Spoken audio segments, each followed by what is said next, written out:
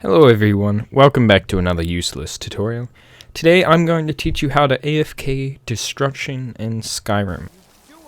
This is recommended for level 70 Destruction Plus since you'll be a lot faster leveling, but you can do it with the basic flame spell if you want to. Since it is AFK anyway, it doesn't really matter. This does require you to have Shadowmere and the Dragonborn DLC, so keep that in mind. Oh, and 11,250 gold, but that's not important. So after you have Shadowmere and the gold needed, head over to, I believe it's called Colbrion Barrow. This is a location in the island Solstheim.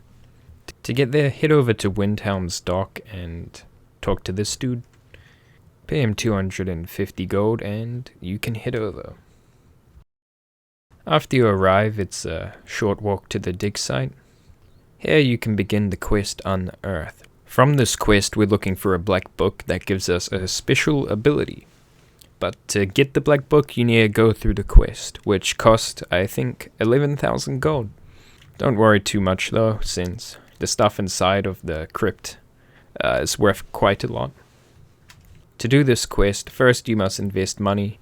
Go away, I think you need to leave Solstheim. I'm not sure about that, but I'll just leave, wait a few days, come back, you should get a message. Then you'll have to give him more money. Oh, and also clear out some mobs. Do this a few times and you should reach the black book. Here's the room where you find the black book. Pick it up and read it, and you should go into this different realm.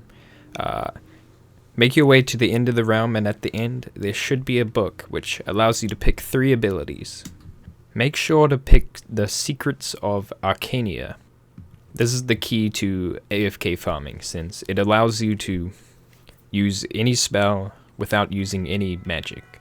But the thing is, if you're already holding down a spell like Flames or something, it will keep doing it even after the ability's over.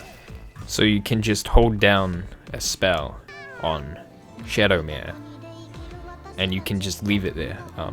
You do need to find the way to hold it down. For me, I just put some objects on my mouse. I'm sure there's a macro or something out there, but a little DIY needed, I guess.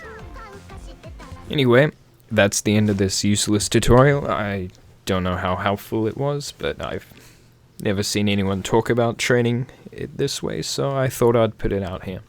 If you like this content, please don't like and subscribe, for I will probably never make this again.